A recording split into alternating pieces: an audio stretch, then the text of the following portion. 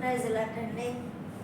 విలాప వాక్యాలు 3వ అధ్యాయము మరి యొక్క 27లో యవ్వన కాలమందు నా కాడి మోయినాడు ధన్యుడనే వాక్యం చెలవిస్తుంది. మన యొక్క మనిషి జీవితంలో 4 కాలాలు ఉంటాయండి. ఒకటి చిన్నతనము, రెండోది యవ్వన కాలము, మూడోది మధ్యకాలము, అంటే 4వది ముసలితనము. ఈ 4 కాలాలు మనకి ఆ యొక్క కాలమానంలో శీతాకాలము, వర్షాకాలము, ఎండాకాలం అని ఏ రీతిగా ఉంటాయో మన జీవితాల్లో కూడా 4 కాలాలు ఉంటాయి.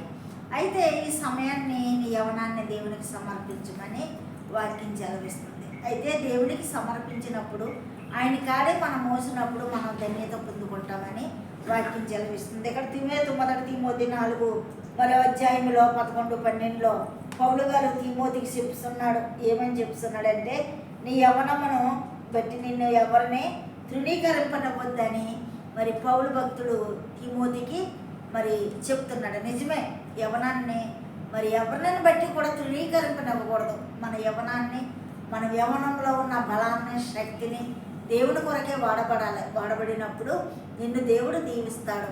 అయితే మనము ఏం చేస్తామంటే యవ్వన కాలంలో మరి మనకి ప్రపంచ జ్ఞానం తక్కువ ఉంటుంది కాబట్టి యవ్వనంతా లోకము పట్ల మరి కాలాన్ని వృధా చేసేస్తాం.